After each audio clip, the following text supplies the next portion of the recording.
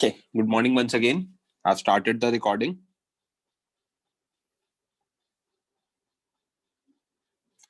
Previous lecture में किसी को कोई डाउट हो, कोई पॉइंट समझ में नहीं आया हो तो पहले रेज हैंड करके वो समझ लो।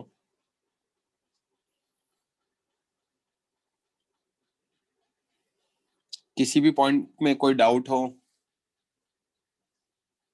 प्रीवियस लेक्चर में?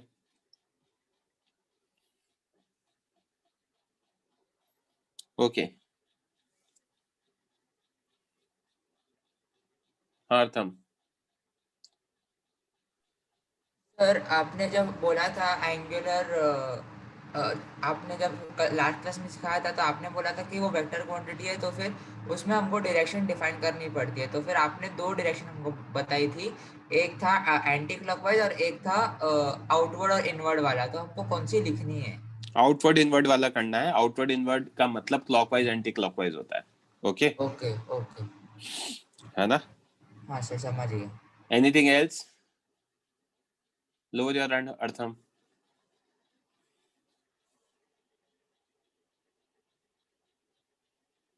फाइन। सो यहाँ तक क्लियर है। मैंने आप लोगों को बताया था थीटा क्या होता है, उसके बेसिस पे मैंने एंगुलर वेलोसिटी डिफाइन किया, D theta by d T. Okay, फिर उसके बेसिस पे हमने उसका डायरेक्शन देख लिया, सेम एज ओमेगा का जो डायरेक्शन होता है it is same as theta का direction.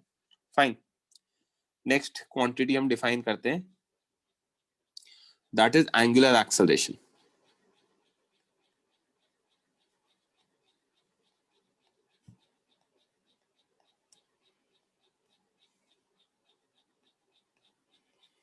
Angular acceleration, angular acceleration में क्या है? First point, it is defined as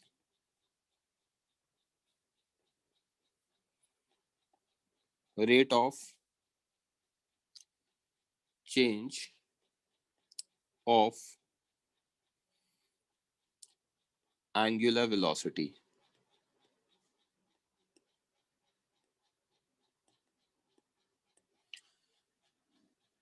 जैसे वहां पे एक्सेलरेशन होता है rate of change of velocity, वैसे यहाँ पे एंगुलर एक्सेलरेशन होता है rate of change of angular velocity. Okay, so that is alpha vector is d omega by dt for infinitesimal small change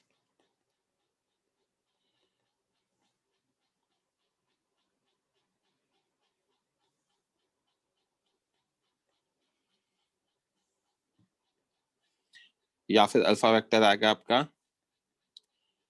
delta omega by delta T which is omega final minus omega initial upon T final minus T initial.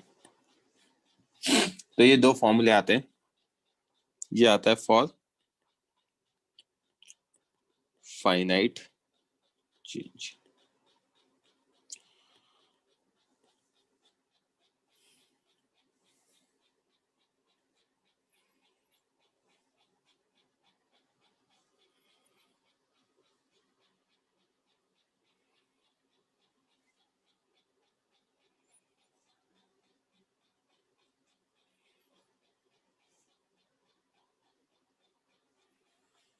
Okay, यहां तक clear है? Second point, it's ऐसा unit is radian पर second square. Omega होता है radian पर second, तो ये हो गया रेडियन पर second square. Okay, third point, direction की बात कर रहे हैं।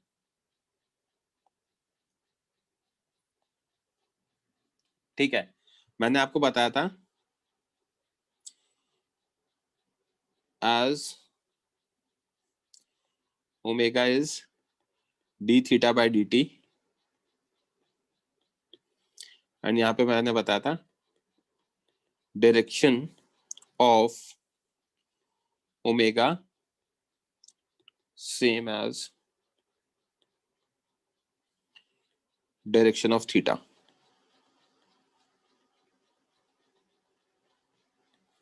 Okay, similarly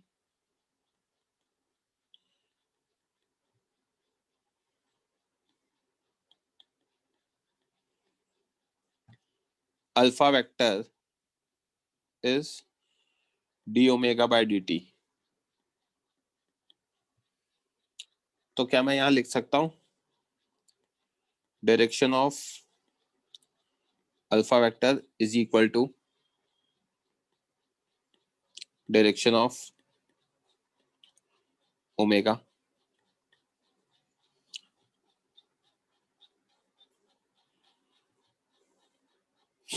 क्या मैं ये लिख सकता हूं क्या?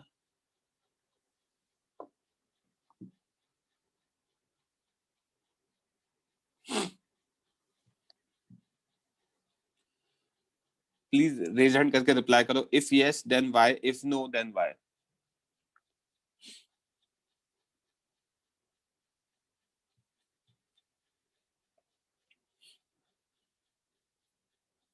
रेज हैंड करो बच्चों, कोई आंसर बताना चाहेगा तो.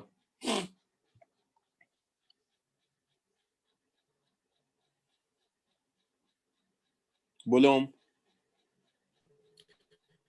क्योंकि अल्फा का डायरेक्शन हमेशा परपेंडिकुलर टू प्लेन रहता है और ओमेगा हमेशा टुवर्ड द सेंटर रहता है, इसलिए उन दोनों का डायरेक्शन सेम नहीं रहेगा सर. एक मिनट, किसने कहा सर आप कि ओमेगा का टुवर्ड द सेंटर होता है? मैं तो कहा परपेंडिकुलर. कब बोला मैंने कि ओमेगा का सेम होता है? मैं तो ओमेगा के बारे में लिखा है सेम एज थीटा. ये वाला पॉइंट देखो. मैंने हाँ सॉरी सर की तरफ था. बिना नोट्स पढ़े मत बैठो प्लीज. कोई बात नहीं, anyways at least you are discussing. अंडा बोलो. सर अगर ऑब्जेक्ट एंटी क्लॉकवाइज डायरेक्शन में घूम रहा है तो उसमें मैं एक्सेलरेशन लगा सकता हूँ counter clockwise, sorry clockwise direction में. पता नहीं, मुझे नहीं पता. आप ये बताओ ना सेम होगा या नहीं होगा. अगर होगा पहले तो बताओ होगा तो क्यों होगा, और नहीं होगा तो क्यों होगा. सर जरूरी नहीं है, हो भी सकता है नहीं भी हो सकता है. क्यों नहीं हो सकता? सर अगर मैंने एक ऑब्जेक्ट को मेरे इनिशियल स्पीड के साथ वो ऐसा मूव कर रहा है सर्कुलर पाथ पे और मैं उसके ऊपर एक्सेलरेशन लगा रहा हूँ अपोजिट डायरेक्शन से. अगर ऑब्जेक्ट क्लॉकवाइज घूम रहा है और मैं डायरेक्शन एक्सेलरेशन लगा रहा हूँ एंटी क्लॉकवाइज डायरेक्शन में, तो सर एक्सेलरेशन लग भी रहा है, वेलोसिटी बराबर, दोनों का डायरेक्शन अपोजिट है. नहीं तो फिर लॉजिक क्या है इसके बीच में? मैंने लिख दिया ऑलवेज. क्या ऐसा है? ठीक है, मैं थोड़ा सा रीफ्रेम किया है मेरे क्वेश्चन को.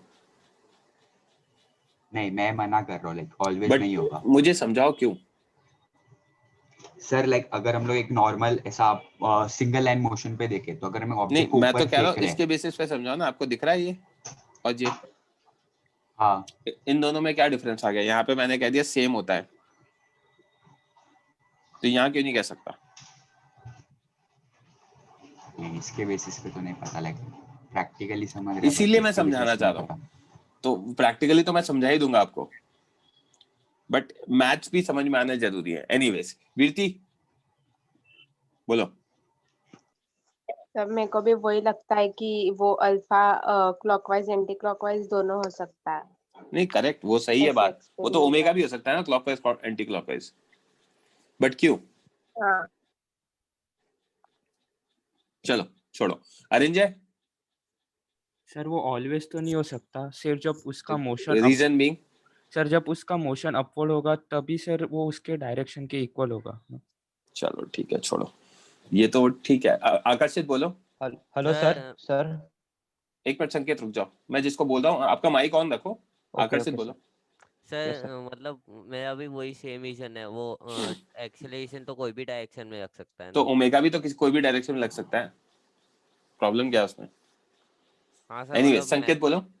सर ये यूनिफॉर्म सर्कुलर मोशन होगा या नॉन यूनिफॉर्म? कोई सा भी हो. सर फिर तो सर डिपेंड करता है सिचुएशन यूनिफॉर्म में तो अल्फा एग्जिस्ट ही नहीं करेगा. हाँ सर. चलो लोअर योर हैंड्स.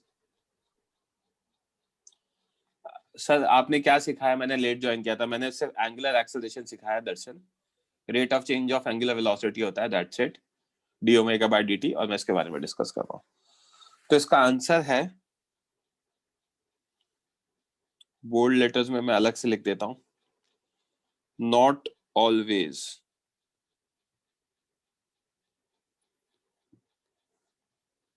ये स्टेटमेंट गलत है। ओके, यहां पर देखना, रीजन पीछे लिख रहा हूं।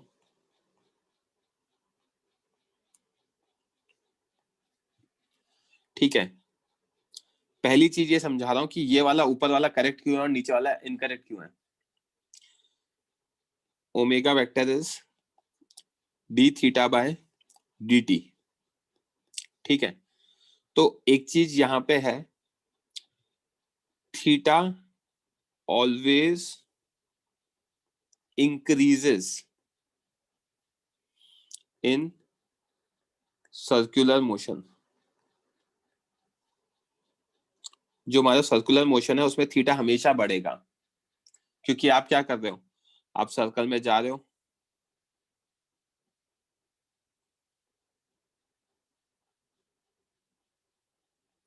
ये रेफरेंस लाइन है, यहां से आप, यहां ए से आप बी पर गए, बी से आप सी पर गए, सी से आप डी पर गए, डी से आप ई पर गए। ठीक है, तो आपको दिख रहा है थीटा हमेशा क्या कर रहा है, बढ़ रहा है। Theta always increases.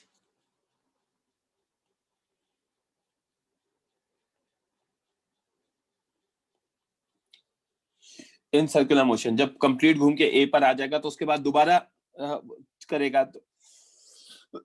तो एक सर्कल में 360 डिग्री या 2 पाए, उसके बाद और बढ़ाओगे तो 360 से बढ़ता जाएगा, तो थीटा हमेशा इंक्रीज होगा।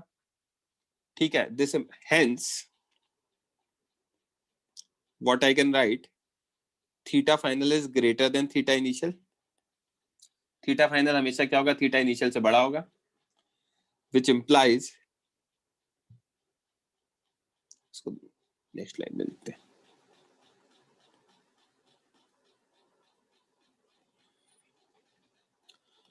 which implies d theta is always positive.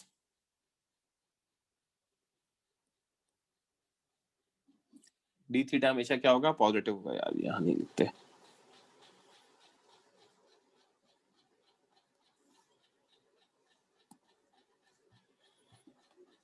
is always positive. Okay, तो अगर वो पॉजिटिव रहेगा तो that's why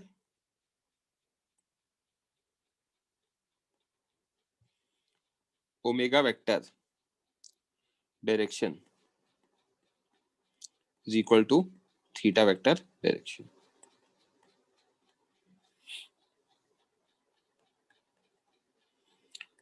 But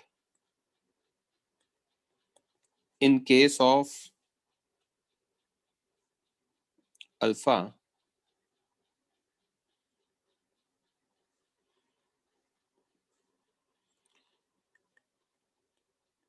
as alpha vector is d omega vector by dt, angle हमेशा बढ़ेगा, बट एंगल की रेट जरूरी नहीं है हमेशा बढ़े।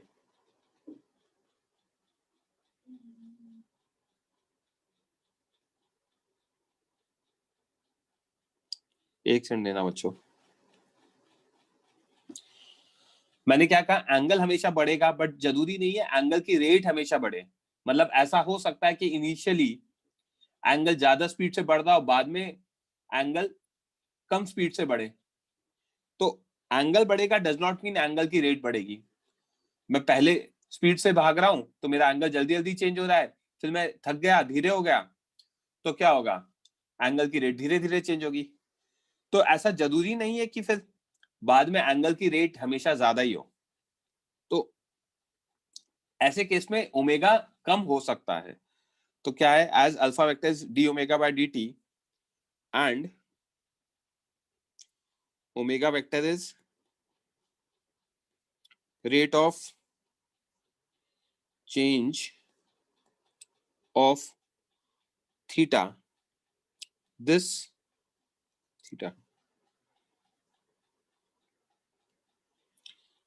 Rate of change of theta, अरे यार 1 सेकंड, ये बड़ा होता है, ठीक है, theta always increases, that doesn't mean rate of theta always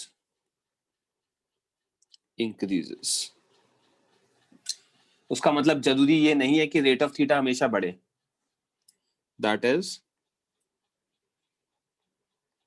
rate of theta can decrease or omega final can be less than omega initial. तो ओमेगा फाइनल ऐसे केस में ओमेगा इनिशियल से छोटा हो सकता है. इसका सिंपल एग्जांपल है, पहले प्रैक्टिकल एग्जांपल बता देता हूं, उसके बाद समझाऊंगा. आकर्षित, लोअर योर हैंड. आपके रूम में अभी फैन है, फैन को स्विच ऑफ कर दो, रुक गया. अब फैन को स्विच ऑन किया तो वहां पे आप एक किसी भी उसके फैन के हैंड को देखोगे तो वो सर्कुलर मोशन कर रहा है. तो जैसे जैसे आपने स्विच ऑन किया तो धीरे धीरे उसका क्या है, एंगल तो बढ़ रहा है और angle, rate of change of angle भी बढ़ता जा रहा है. धीरे धीरे उसकी स्पीड इंक्रीज हो रही है, वो अपनी मैक्सिमम स्पीड पे आ गया, वो ठीक है. तो यहाँ पे क्या दिख रहा है, जब आपने स्विच ऑन किया तो पहले धीरे धीरे सर्कुलर मोशन कर रहा था, फिर स्पीड बढ़ी और बढ़ी और बढ़ी until it achieves a constant high speed. ठीक है, ये हो गया. उसके बाद क्या है, आपने उस फैन को स्विच ऑफ कर दिया. तो जैसे आपने उसको स्विच ऑफ किया तो क्या हुआ, उसकी उसी हैंड का सर्कुलर मोशन ऑब्जर्व करो.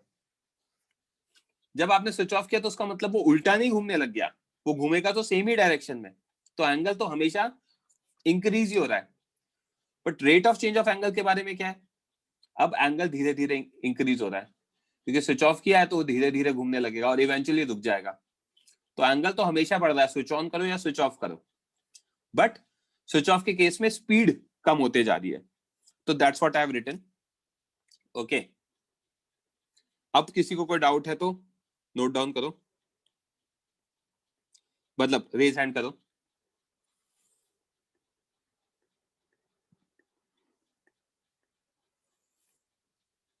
अभी भी डाउट है? हाँ बोलो भाई. सर इसके पीछे वाले पेज पे जाइए ना. जा रहा हूँ,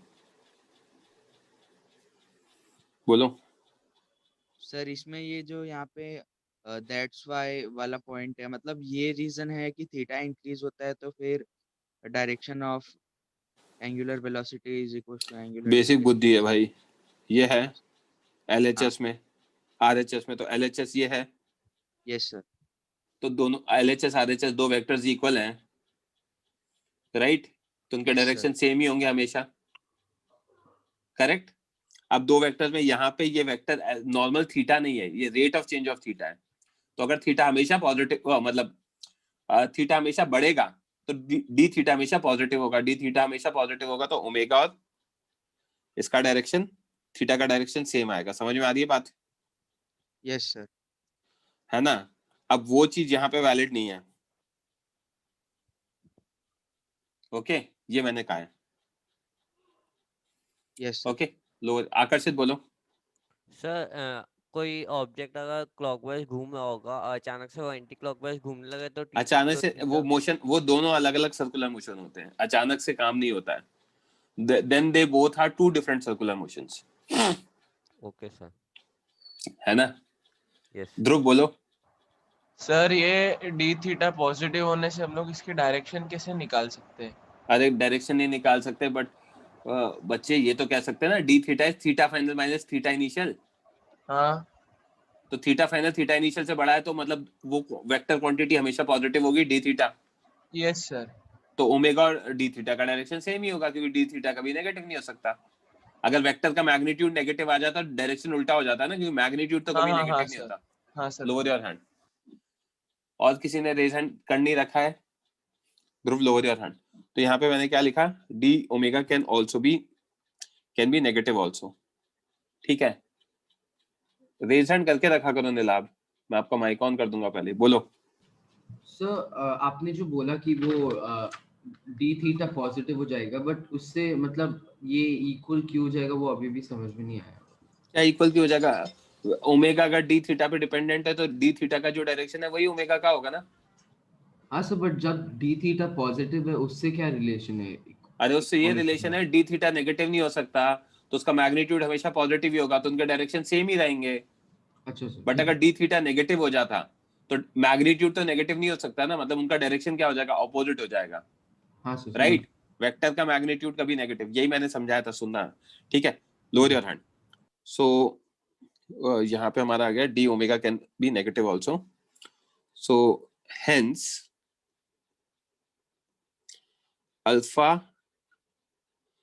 alpha's direction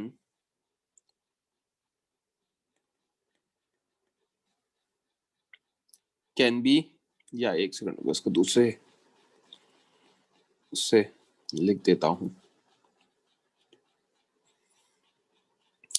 direction of alpha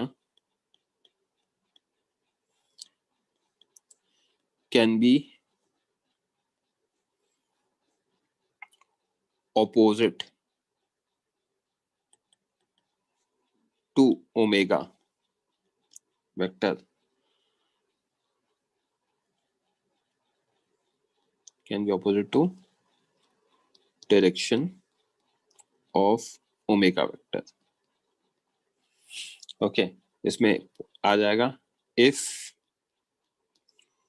omega vector increases, example switch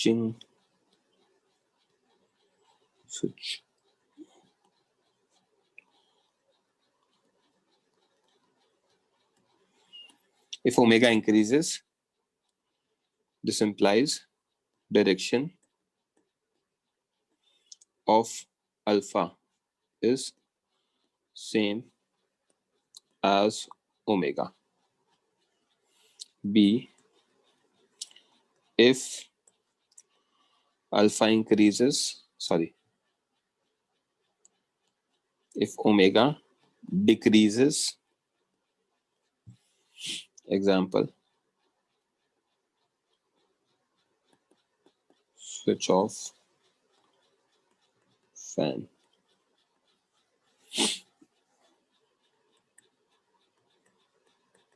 Direction of alpha is opposite to direction of omega. ये हुआ मैथमेटिकल वाला पार्ट। और लॉजिकली आप जो कह रहे थे कि अल्फा अगर ऑपोजिट नहीं होगा कभी भी तो आप रोक ही नहीं पाओगे किसी भी पार्टिकल को, क्योंकि ओमेगा तो हमेशा बढ़ता ही चला जाएगा। तो अल्फा को ऑपोजिट होना भी जरूरी है ताकि वो ओमेगा को डिक्रीज कर सके, ताकि आप पार्टिकल को रोक सको। तो this is the logic behind this. तो ये थर्ड पॉइंट है डायरेक्शन वाला। ओके, आई गेस यहाँ तक सबको क्लियर है। बोलो हर्ष। सर आपने बोला ओमेगा हमेशा बढ़ते ही चला जाएगा। सर अगर वो समझो अल्फा ऑपोजिट नहीं होता तो? नहीं सर, मैं वो ओमेगा वाले स्टेटमेंट का बोल रहा था कि अगर थीटा बढ़ रहा और अगर वो 359 डिग्री हो गया, 360 हो गया तो उसके बाद एंगल जीरो नहीं होता, बहुत ज्यादा हो गया। और अगर दो मेरी बात सुनो, क्या सर? 360 डिग्री के बाद भी एंगल कम नहीं होता है। 360 के बाद एंगल आता है 361, 370, 390, 420। आप उसको अपनी सहूलियत के लिए 30 लिख देते हो, बट वो 2 पाई प्लस थीटा होता है ना मैथ्स में भी। हाँ सर, लेकिन वो तो हम डिस्प्लेसमेंट ले रहे हैं। हाँ, डिस्प्लेसमेंट ले रहे हो किसका? एंगल का ले रहे हो ना, इनिशियल लाइन के रिस्पेक्ट में। तो एंगल तो बढ़ ही रहा है ना, 2 पाई के बाद जीरो थोड़ी हो गया एंगल। हाँ सर, समझ में आई बात? Yes sir. Lower your hand. तो यहाँ पे ये आ गया, फाइन। तो अब मैं आपके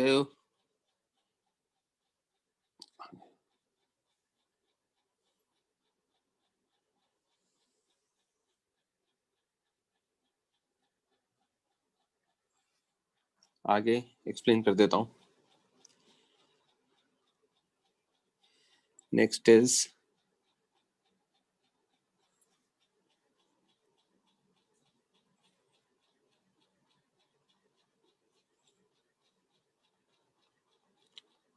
kinematics of circular motion।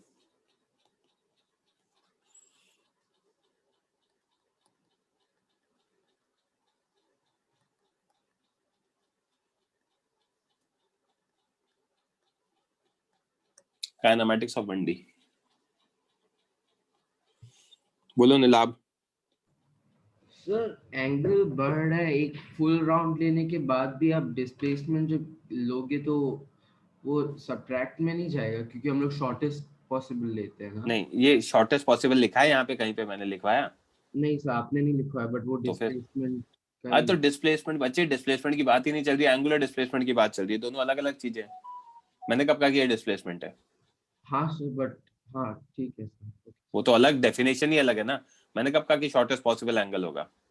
ठीक है नहीं, right? Yes sir. Kinematics of 1D में क्या था? पहली चीज, फर्स्ट पॉइंट या ए part, if acceleration is constant,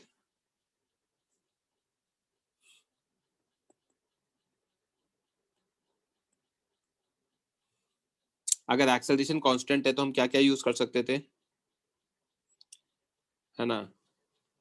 if acceleration constant, we can use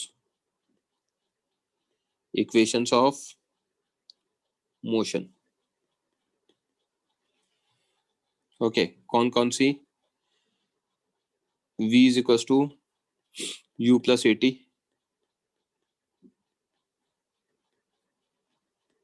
s is equals to ut plus half at square, v square minus u square to as। okay, just a minute।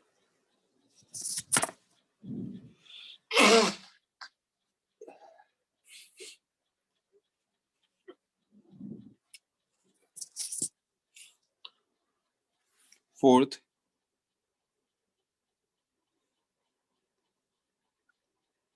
SNth u plus a by 2 into 2n minus 1।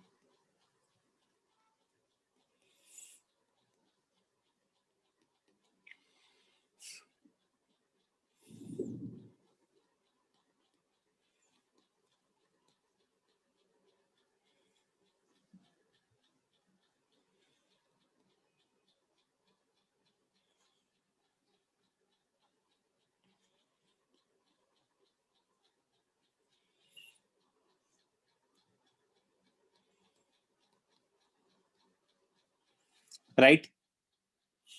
अगर acceleration constant होता था तो हम ये use करते थे। तो यहाँ पे भी सेम फंडामेंटल होगा।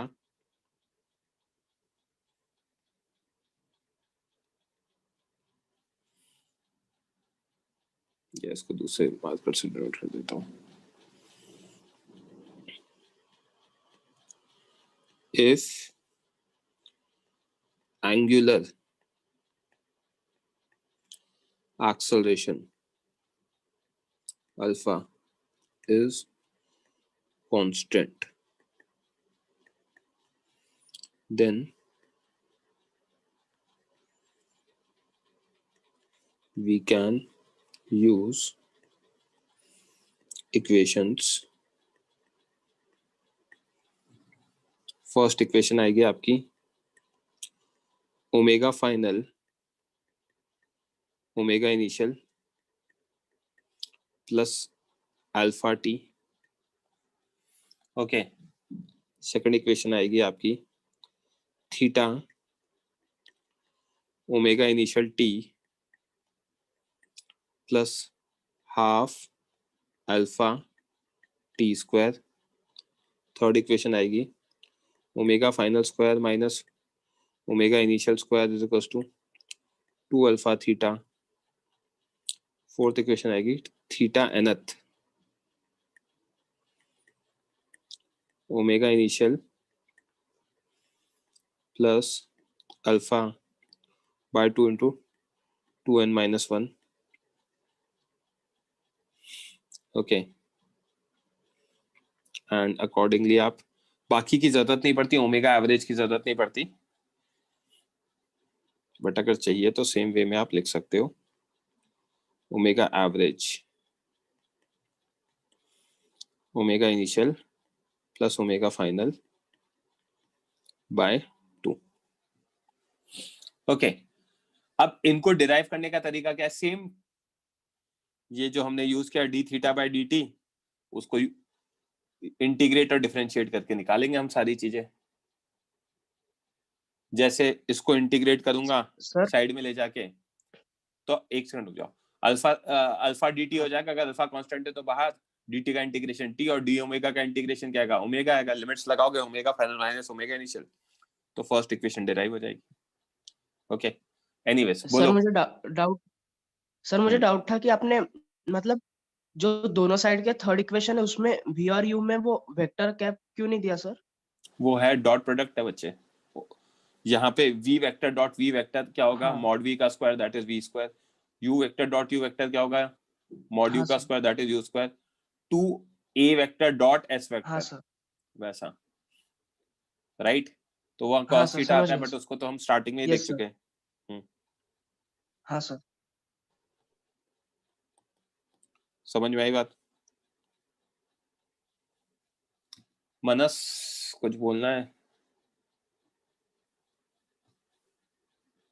बोलो मनस।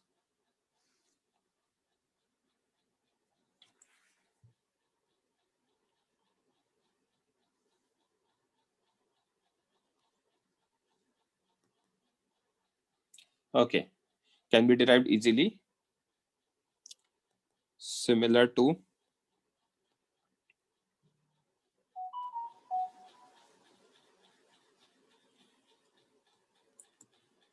derivation of equations of motion. Okay, बिल्कुल सेम वे में डिराइव किया जा सकता है। ये कब वैलिड है? जब एक्सेलरेशन कांस्टेंट था या फिर एंगुलर एक्सेलरेशन कांस्टेंट है। सेम वे में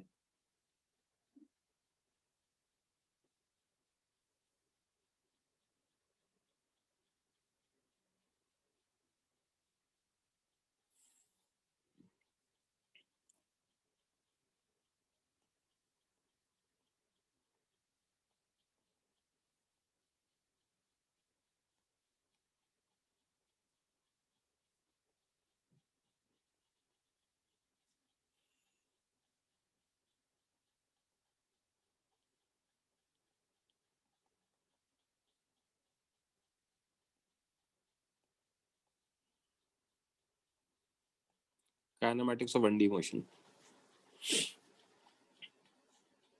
तो वहां पे क्या, यहाँ पे क्या होगा? If alpha is not equal to constant. Okay, तो ऐसे केस में हमें क्या यूज करना है? First omega vector is d theta by d t. Second alpha vector is d omega by dt, which can be written as omega d omega by d theta। जैसे वहां पे हमने यूज किया था, वैसे यहाँ पर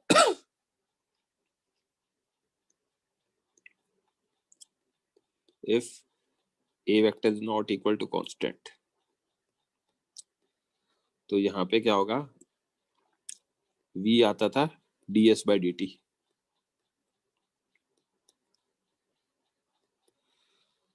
एक्सेलरेशन आता था आपका dv/dt, which can be written as what, v dv/ds. Okay अच्छा, इस पे आगे और भी चीजें लिख सकते हैं। ds आता था आपका integration of ds, integration of v dt। Okay ऐसे ही फोर्थ इंटीग्रेशन ऑफ dv आता था आपका integration of a dt। Okay and integration of v dv आता था आपका इंटीग्रेशन ऑफ ads।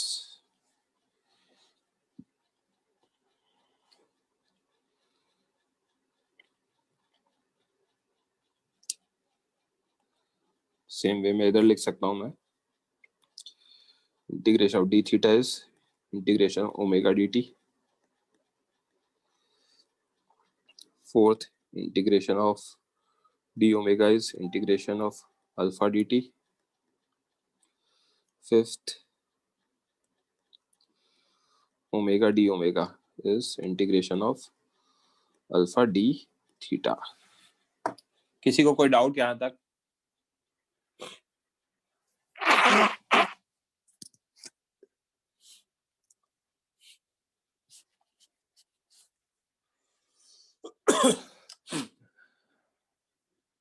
ओके यहाँ तक क्लियर है?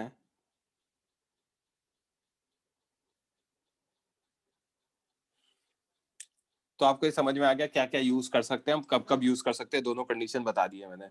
अगर अल्फा कांस्टेंट होगा तो वो यूज करो, और नहीं है तो ये यूज करो। Okay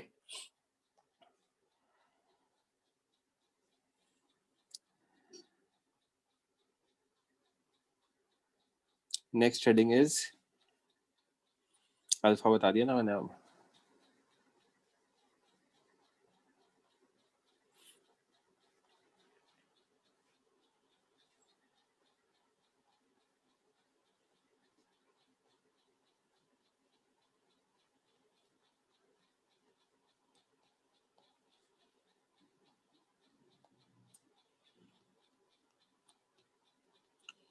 length of arc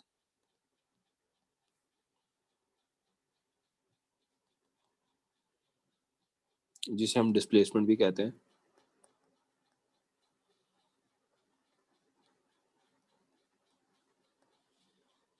and angular displacement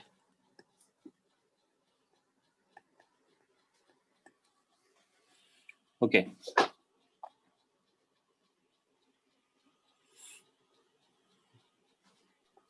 sir बोलो। हमने वो उसमें alpha is equal to d theta square upon d t square वाला रिलेशन नहीं लिया? लिख दो यार, एक ही बात है, लिखो क्या? लिखूं?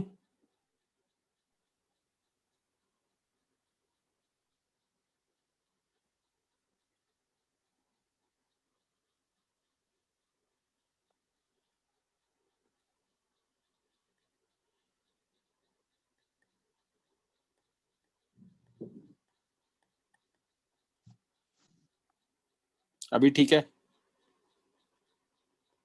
हाँ sir.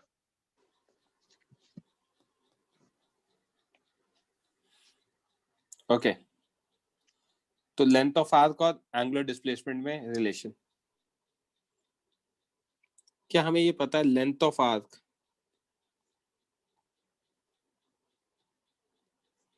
Is equal to are theta?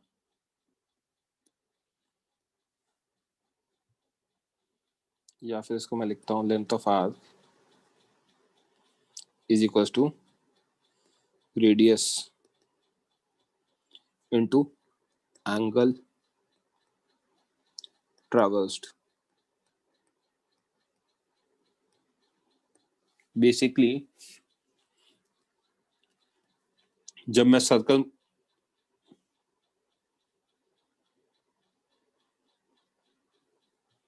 बनाऊंगा, ये हमारा सेंटर है सी, मैं ए पॉइंट पे गया, ए पॉइंट पे था टी इक्वल टू 0 पर, ओके। यहां से मैं गया हूं बी पॉइंट पे,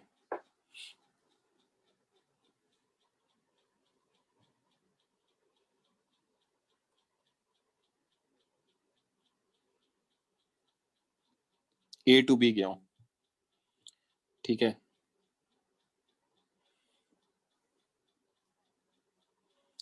ये मेरी लोकेशन दे रखी है टी इक्वल टू 0 पर, और ये लोकेशन दे रखी है मेरी टी इक्वल टू टी पर।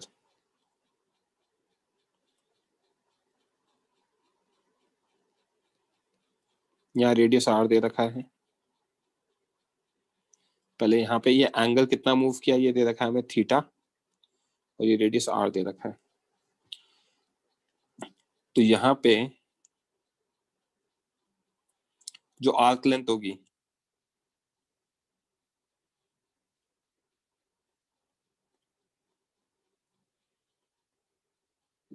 आर्क लेंथ ए बी, ठीक है। अगर मैं इसको एस से डिनोट करता हूं तो मैं क्या देख सकता हूं,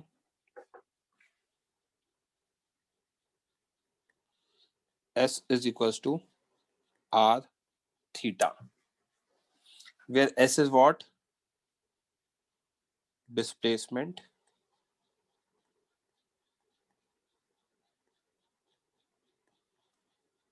और ये है आपका रेडियस, और ये है आपका एंगुलर डिस्प्लेसमेंट।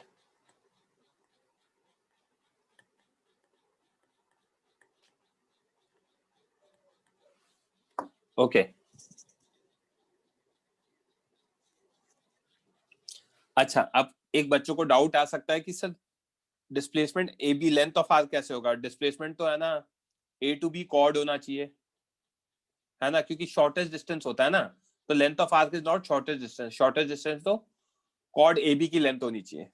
तो वही चीज को मैं अब यहाँ पे फाइनली कमेंट कर रहा हूं, देख लेना बच्चों।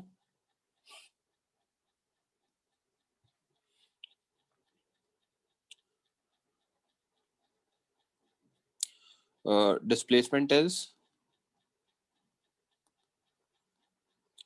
shortest distance, hence S must be chord length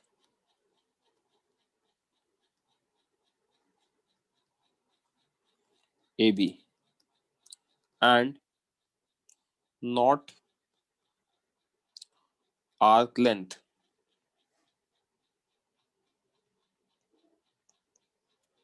AB।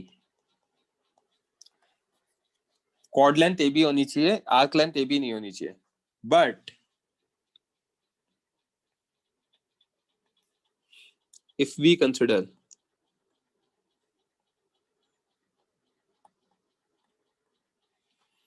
angle theta to be very small,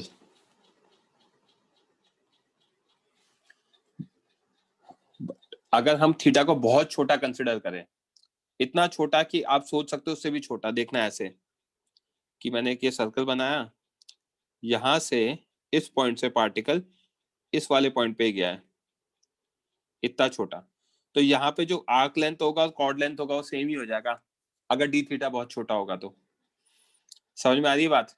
तो अगर डी थीटा बहुत छोटा होगा तो वो पार्टिकल यहीं पे कहीं पे बाजू में होगा, सॉरी, पार्टिकल यहाँ पे कहीं पे बाजू में होगा, तो आर्क लेंथ और कॉर्ड लेंथ क्या हो जाएंगे, छोटे हो जाएंगे, सेम हो जाएंगे। But if we consider angle theta to be very small, then we can take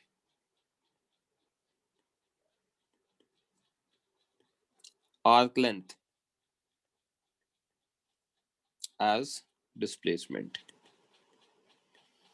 Okay. In our case, we will always take arc length as displacement unless otherwise stated.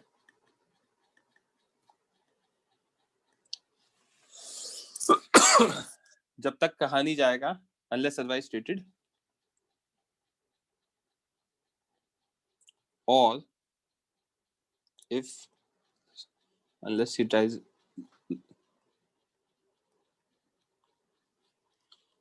is large, जब तक कि theta बड़ा ना हो.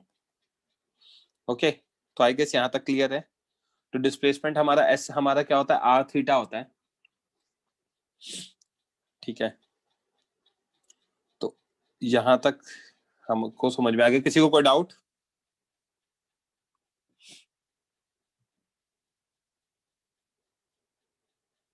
बोलो निशिम. बोला तो theta जब तक बड़ा ना हो, मतलब कितना बड़ा सर? फाइनाइट मतलब आप देख सकते हो 10 डिग्री से छोटे एंगल को हम छोटा ही लेते हैं. वेदांत बोलो. सर आर्क का डिस्प्लेसमेंट तो theta by 360 into 2 pi R से भी निकलता है ना? वहां पे थीटा कौन सा लेते हैं उस पर डिपेंड करता है ना. अच्छा, वही किया है मैंने भी. हाँ. समझ रहे हो बात को? 2 पाई और 360 में भी तो रिलेशन होता है, वही किया है मैंने भी.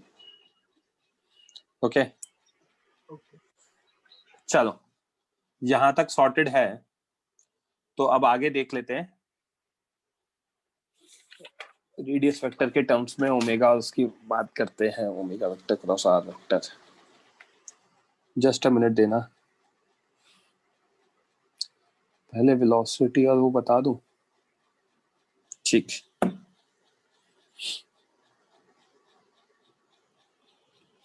Next heading.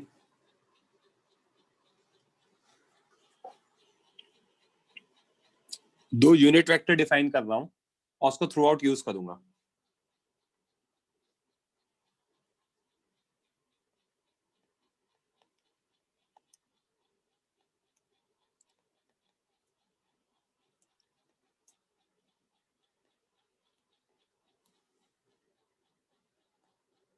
Radius and tangent.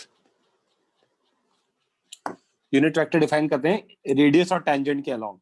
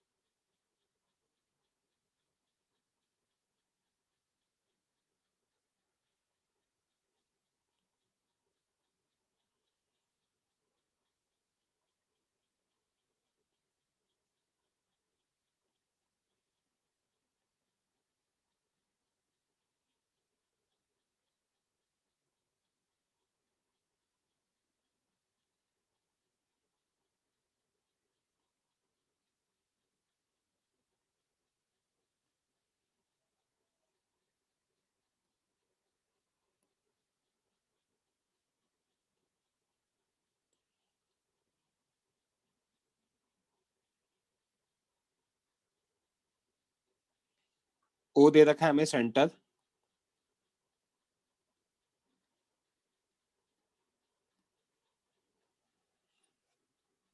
Okay, यहां पे है कहीं particle A. Particle is at A. Particle किस पर है? ए पॉइंट पर है. ओके, अब यहाँ पे हमें क्या करना है? इसका एंगल भी दे रखा है हमें, t इक्वल टू 0 पे इसका एंगल दे रखा है।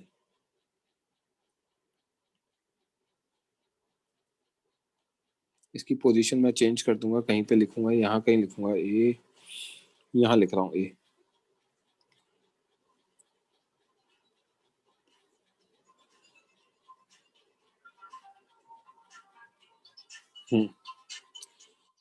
ये एंगल हमें दे रखा है theta.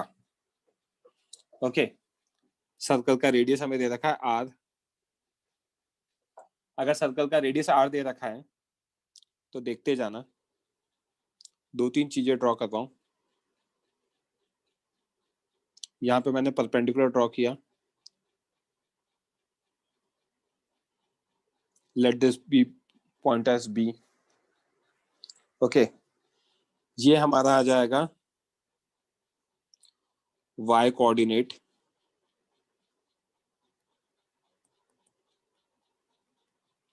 Equal to r sin theta, right. कहीं पे भी किसी बच्चे को डाउट है तो रेज हैंड कर देना, ठीक है। ये हमारा आ जाएगा r cos थीटा, करेक्ट। इसको भी मैं सिर्फ r sin थीटा लिख देता हूं।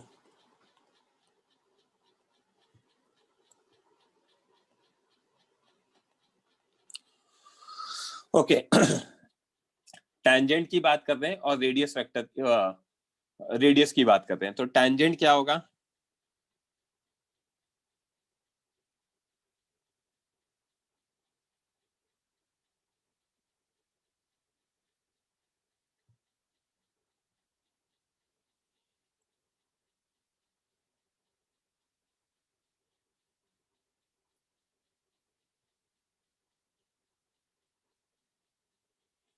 ये जो डायरेक्शन होगा,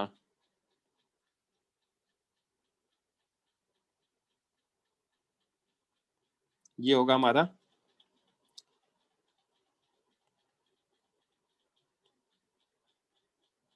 टेंजेंशियल डायरेक्शन।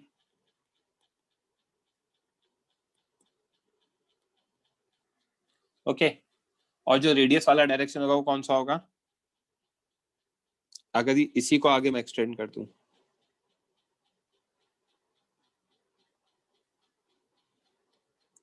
Radial direction.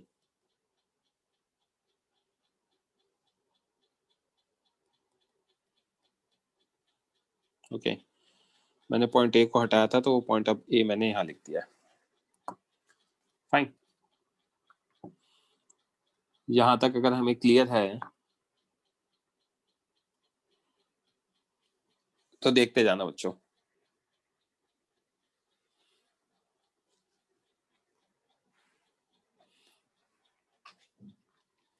पहली चीज,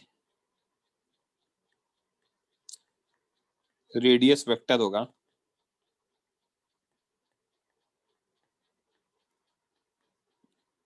ओ ए वेक्टर, जिसको मैं आर वेक्टर से डिनोट कर रहा हूं, और आर वेक्टर की वैल्यू होगी r x i cap plus r y j cap. R vector अगर हम देखेंगे तो आएगा हमारा r cos theta i cap plus r sine theta j cap. ये आ जाएगा, ठीक है, क्योंकि उसका x component r cos theta है, y component r sine theta है, ठीक है। And mod r vector is equal to under root rx square plus ry square. So this implies mod r की वैल्यू r आ जाएगी। वो हमें वैसे भी पता है रेडियस की वैल्यू r है, और नहीं तो under root r cos theta का whole square plus r sin theta का होल स्क्वायर कर लेना, r ही आ जाएगा, करेक्ट। तो this implies unit vector along radial direction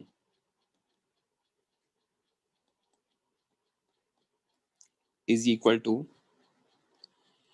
ER cap कहते हैं which is R cap which is R vector by mod R. This implies ER cap की वैल्यू आ जाएगी, आपका ER कैप आ जाएगा R cos theta I cap plus R sin theta J cap by R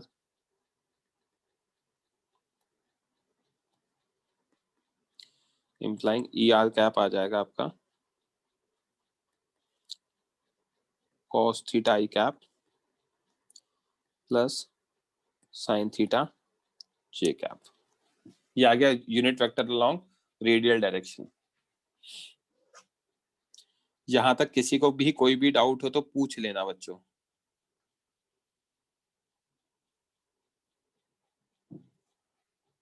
I cannot see any hands, तो मैं आगे move कर रहा हूँ।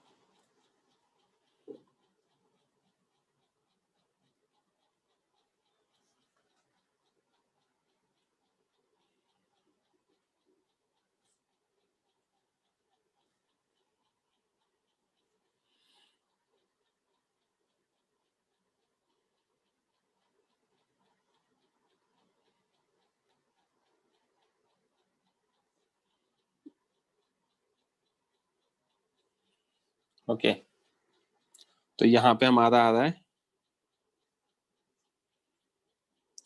ER कैप इस डायरेक्शन में रेडियल, ठीक है। टेंजेंशियल डायरेक्शन में मैं यहाँ पे लिख रहा हूँ ET आएगा, ET कैप। ओके तो मैं दूसरा डिफाइन कर रहा हूँ, direction perpendicular to radial vector. Unit vector long radial direction define कर दिया। Similarly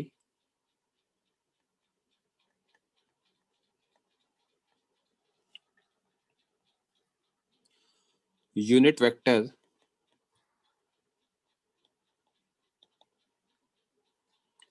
along tangential direction is equals to ET cap which is, अगर हम देखना चाहें इसको एक्सटेंड करेंगे, ये एंगल थीटा होगा तो उस डायरेक्शन में देखिए, तो ये थीटा है तो ये भी थीटा होगा, तो minus sine theta i cap and plus cos theta j cap आ जाएगा is equal to minus sine theta i cap plus cos theta j cap आ जाएगा।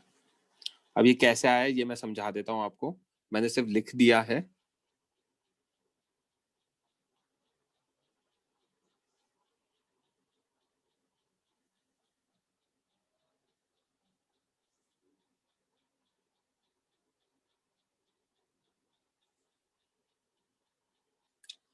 देखना बच्चों,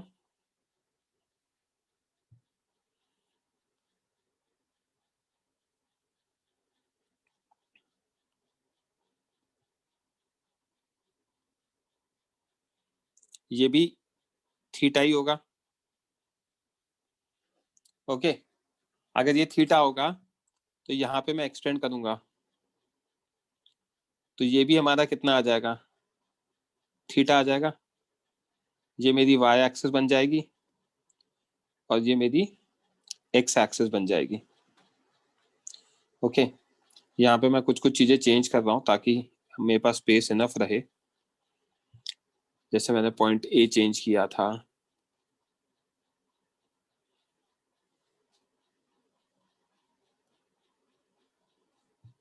यहाँ पे ए की लोकेशन डाल देते हैं। देखो दिस इज पॉइंट ए की लोकेशन, ठीक। मैंने ER कैप लिखा था ना, ER कैप मेरा इस डायरेक्शन में आएगा। मैंने ET कैप लिखा था, उसका डायरेक्शन मेरा ये आएगा, ठीक है। अब इस फिगर में मुझे क्या दिख रहा है बच्चों,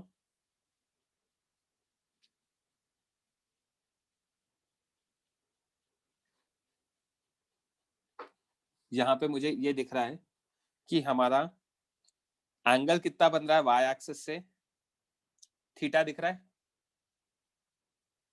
यहाँ पे ये एंगल देखूंगा तो ये एंगल कितना है, theta.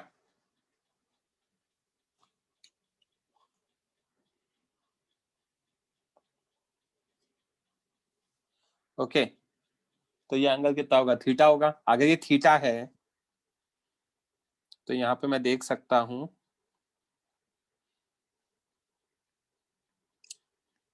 From figure theta is direction with respect to y axis.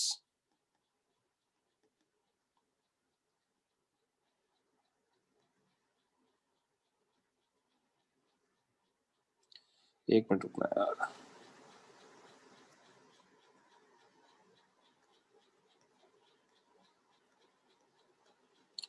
From figure of tangential direction.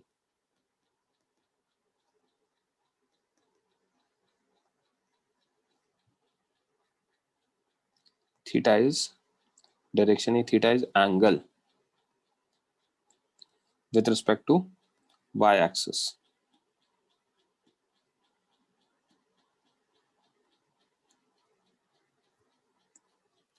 यहां तक कोई डाउट?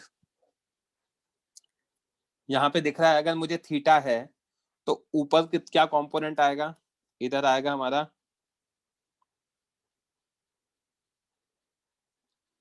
cos थीटा और इधर आएगा मेरा sin थीटा, राइट। तो y एक्सिस में cos थीटा आ रहा है और नेगेटिव x में sin थीटा आ रहा है टेंजेंशियल के लिए।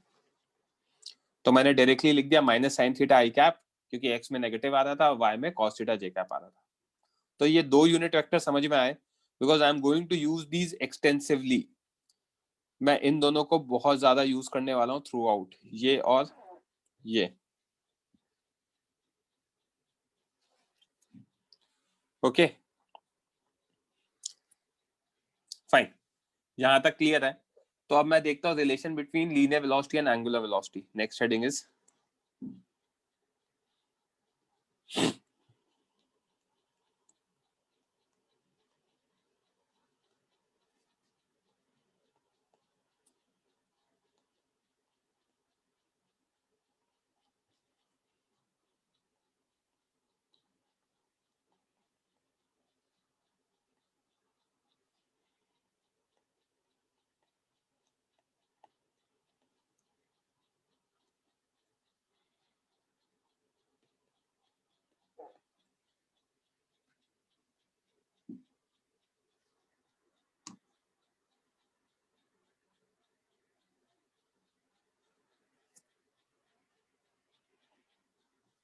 ओके। तो फर्स्ट इंपॉर्टेंट पॉइंट बोलो आकर्षित। सर जरूरी थोड़ी ना कि टेंजेंट का डायरेक्शन क्लॉकवाइज ही हो, एंटी क्लॉकवाइज भी तो अरे हो बच्चे कहाँ किधर जा रहा है, उसका मोशन पहले ही दे रखा है हमें, इस डायरेक्शन में है मोशन ऑफ सर्कल। तो सर अगर वो क्लॉकवाइज हो गया तो अरे तो सर्कल कुछ और डायरेक्शन में होगा ना, फिर नहीं समझा? No sir. कैसे हो जाएगा जब जाना मुझे टुवर्ड्स राइट है, आपको दिख रहा है हमें किधर जाना है? एंटी क्लॉकवाइज जा रहा हूँ, क्लॉकवाइज जा रहा हूँ, एंटी क्लॉकवाइज। तो टेंजेंट किधर बनेगा, एंटी क्लॉकवाइज के लिए बनेगा ना। Yes sir. तो सर टेंजेंट लेकिन अगर क्लॉकवाइज डायरेक्शन में मोशन दिया होगा तो उसका दूसरा आ जाएगा, नीचे की तरफ आ जाएगा। आई बात समझ में? Okay sir. Right. Yes sir, thank you sir. तो relation between linear velocity and angular velocity, पहली चीज हमारा जो रिलेशन होता है, वेलोसिटी होता है हमारा v vector is equal to omega vector cross r vector.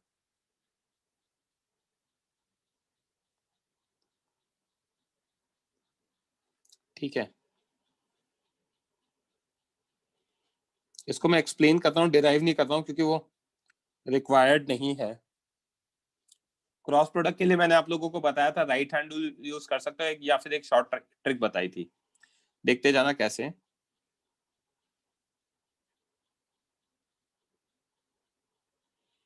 ये दे रखा है,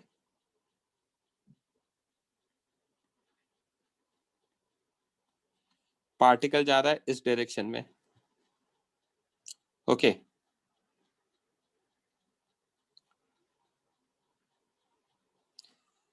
एंटी क्लॉकवाइज सर्कुलर मोशन हो रहा है, anti clockwise circular motion. Anti clockwise circular motion है तो सबसे इंपॉर्टेंट चीज ये होगा डायरेक्शन ऑफ आर वेक्टर। ये कोई पॉइंट ए पकड़ा है उस जगह, रेडियस वेक्टर का डायरेक्शन ये होगा,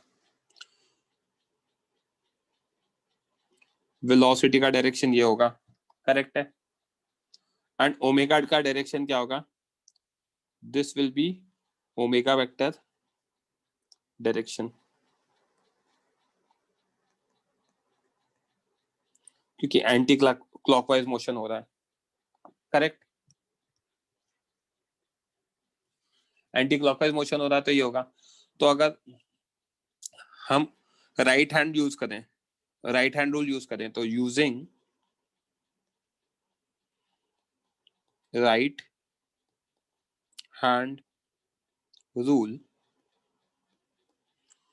omega vector cross are vector is equal to v vector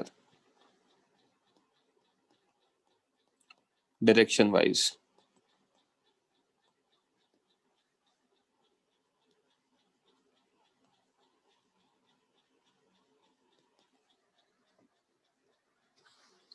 direction wise omega vector का क्रॉस आर वेक्टर करोगे तो ये आ जाएगा।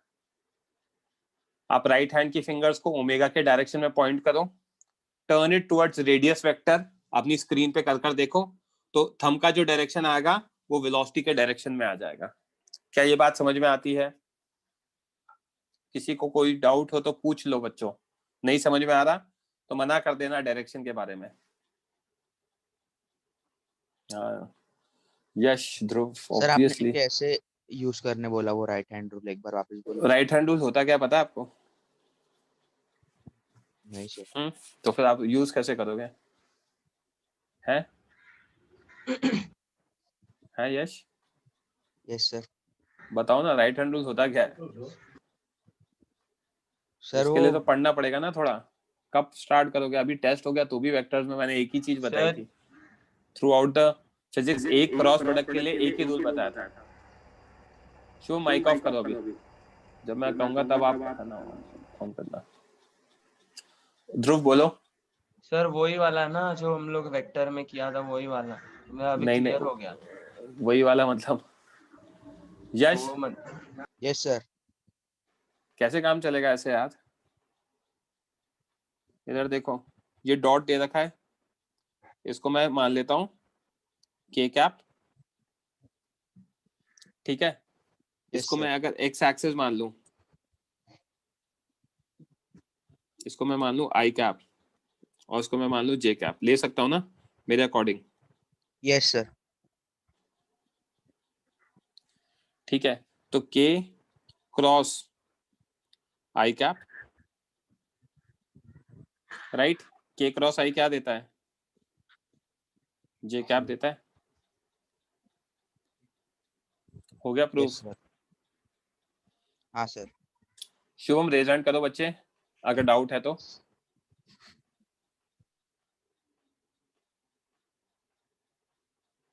ओके, यहां तक क्लियर है? मैग्नीट्यूड वाइज देखना चाहेंगे अगर हम,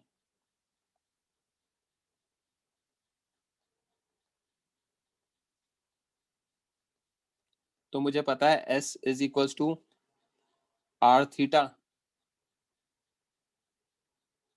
तो ds by dt डिफरेंशिएट करूंगा तो differentiation of r theta by dt, r क्या है, कांस्टेंट है, d थीटा बाय dt ये हमारा क्या आएगा, वेलोसिटी आ जाएगा, r ये हमारा क्या आएगा, ओमेगा आ जाएगा। तो this implies v is equals to omega r magnitude wise.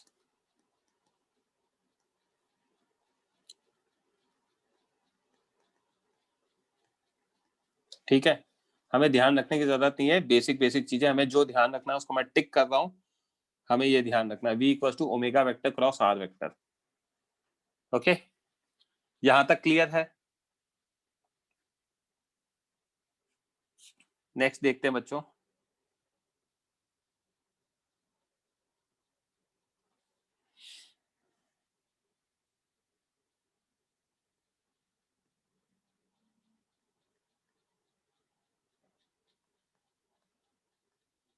relation between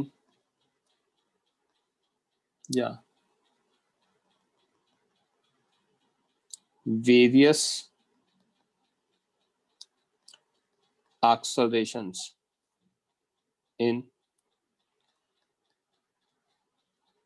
circular motion।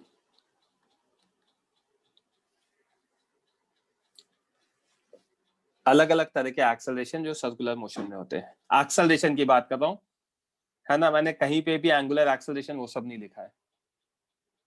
बोलो भाई नीलाभ। सब एक सेकेंड, इससे आगे वाले पेज पे रख सकते हैं एक सेकेंड के लिए। कौन से पेज पे? इसका इस पर? इसका नेक्स्ट पेज। ये नहीं सर, जिसमें अपने मैग्नीट्यूड के बारे में, हाँ ये। और सर दूसरी चीज आपने आई और जे कैप कैसे डिफाइन किया वो समझ में नहीं आया। कहीं पे भी डिफाइन कर सकता हूँ ना, मेरे ऊपर है। अब मुझे समझाना है तो परपेंडिकुलर होने चाहिए तीनों, तो मैंने डायरेक्शन ऑफ रेडियस वेक्टर को आई कैप ले लिया, जे आपका अलोंग वेलोसिटी हो गया, वो परपेंडिकुलर था, और ओमेगा तीन आउटसाइड द प्लेन लिया है तो वो भी परपेंडिकुलर है, तो कहीं भी ले सकता हूँ आई कैप, जे कैप, के कैप। सर क्योंकि मैं पिछले डायग्राम से मैच करने की कोशिश कर रहा था जिसमें वहां पे टेंजेंशियल और रेडियल डायरेक्शंस थे। तो यार वो पिछले डायग्राम से मैच मत करो ना, यहाँ पे पॉइंट लेता, अगर मैं इस जगह पॉइंट लेता तो ये आई कैप हो जाता, ये मेरा जे कैप हो जाता, और ओमेगा मेरा वही रहता। कहीं भी ले सकता हूँ ना, वो तो मैं समझाने के लिए मैंने वहां लिया है। ठीक है sir. Right, yes sir. Omega के कैप कैसा आया विवान? रेज हैंड करके लिखा करो, ऐसे मत लिखो बच्चे। लास्ट लेक्चर में बताया था सर्कुलर मोशन के डायरेक्शन में फिंगर्स को कर्ल करो, थीटा का डायरेक्शन जो होगा वो थंब से आएगा। आया समझ में विवान? तो एंटी क्लॉकवाइज डायरेक्शन में राइट हैंड के फिंगर्स को कर्ल करोगे तो omega will be denoted using your thumb. Clear case की आपको नोट्स पढ़ के नहीं आए हो, प्लीज नोट्स पढ़ के आओ। Okay,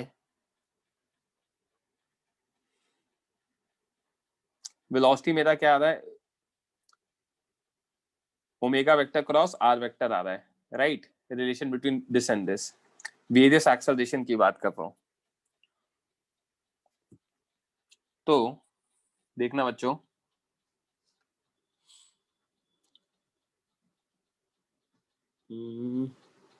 just a minute.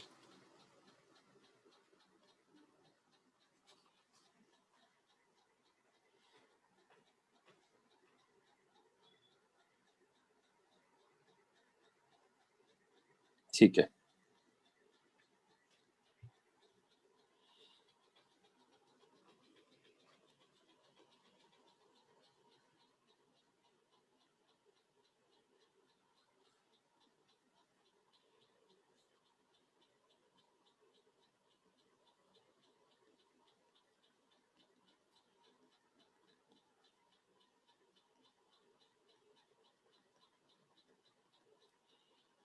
ये मेरा y एक्सिस है जे कैप, ये मेरा x एक्सिस है आई कैप। ओके, मेरा पार्टिकल यहाँ पे किसी पॉइंट ए पॉइंट पर है, ये एंगल मुझे थीटा दे रखा है। ओके, ये मेरा ई आर कैप का डायरेक्शन है। ठीक, मेरी जो वेलोसिटी होगी इस डायरेक्शन में मेरी वेलोसिटी होगी। मेरा जो रेडियस होगा वो आर वेक्टर भी मेरा इसी डायरेक्शन में होगा। ठीक है, इसके अलावा मेरा ई टी कैप इस डायरेक्शन में आएगा।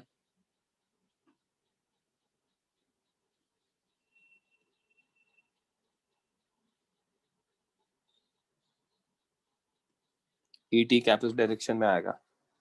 Okay, let me name this point as A. Fine, तो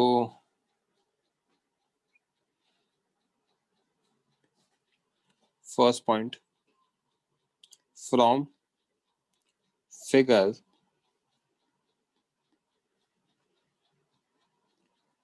direction of linear velocity. Linear velocity मतलब v is along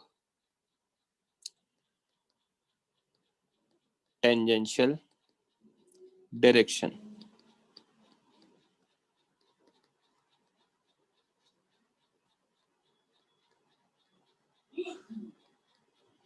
That is along ET cap.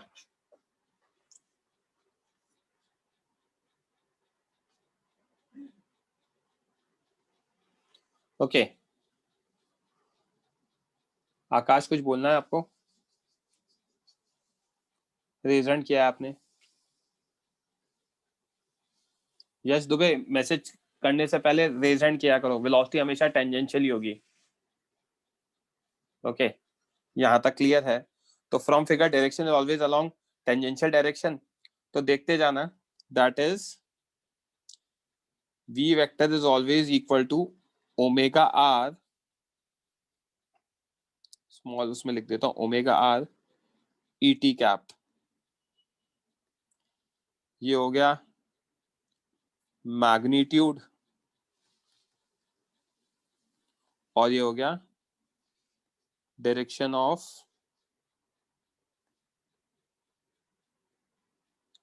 Unit vector.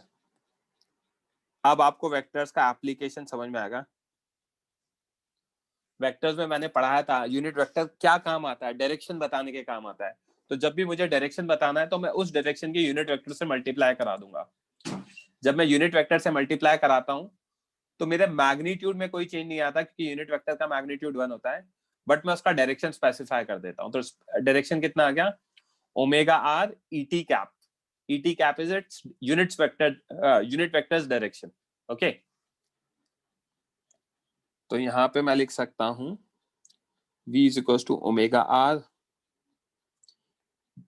या एक minute, and E T cap minus cos theta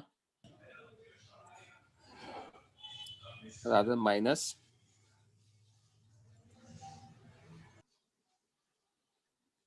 sin theta I cap plus cos theta j cap. So this implies our velocity, which is omega r et cap, is to omega r minus sin theta I cap plus cos theta j cap.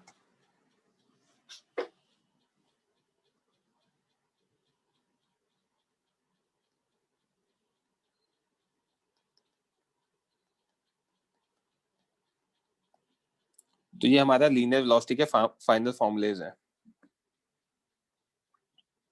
जिसको मैं box में लिख रहा हूं अब।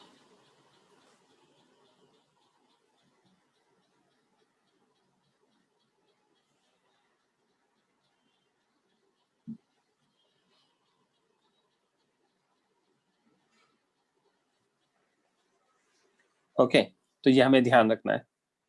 Velocity का relation आ गया। अब एक्सेलरेशन क्या होता है? Acceleration is dv by dt। ठीक है, तो point number 2, as acceleration a vector is dv by dt। अगर एक्सेलरेशन आपका dv by dt है तो this implies acceleration is differentiation of omega r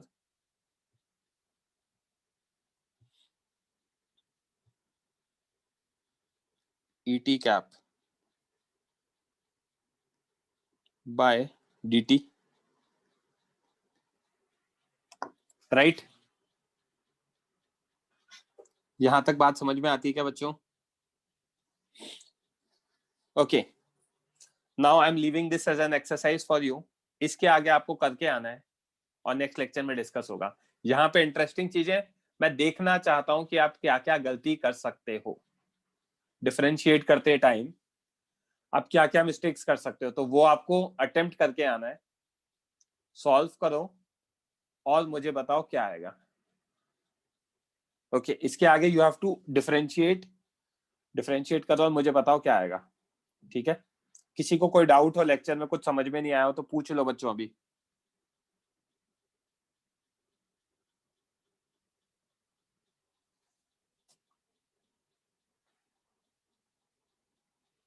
बोलो। सर रेडियस को आपने वेक्टर क्वांटिटी लिया है ना? रेडियस वेक्टर लिया है।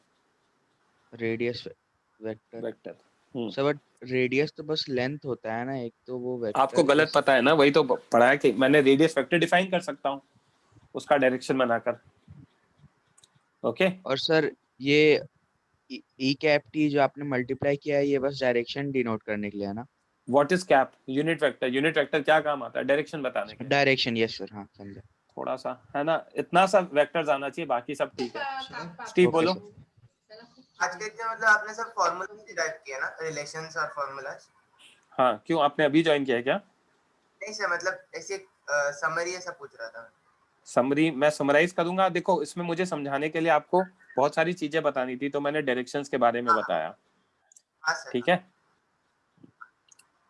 निशिम बोलो। सर मुझे ये समझ में नहीं आया सर, रेडियस का डायरेक्शन कैसा है आपको सर? वैसे मैं डिफाइन कर सकता हूँ ना, direction of radius vector is directed from centre to circle. Sir समझ गया, मतलब कि आपने डिफाइन किया मतलब सर। Okay sir. शुभम बोलो। सर तो हमें लाइक वो दो यूनिट वेक्टर्स जो आपने डिफाइन किए हैं ईटी और ईआर, वो हमें याद रखना है ना इस चैप्टर में एटलीस्ट? राइट।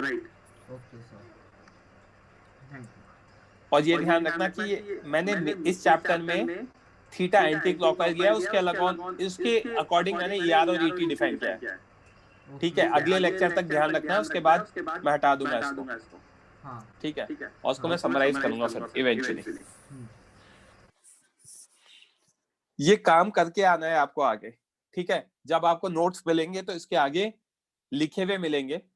ठीक है, आप चेक करना खुद से। Fine, so I don't think there is any other doubt. That's it for today. मैंने अभी जस्ट अब कर रहा हूं मैं रिकॉर्डिंग स्टॉप आयुष। ठीक है।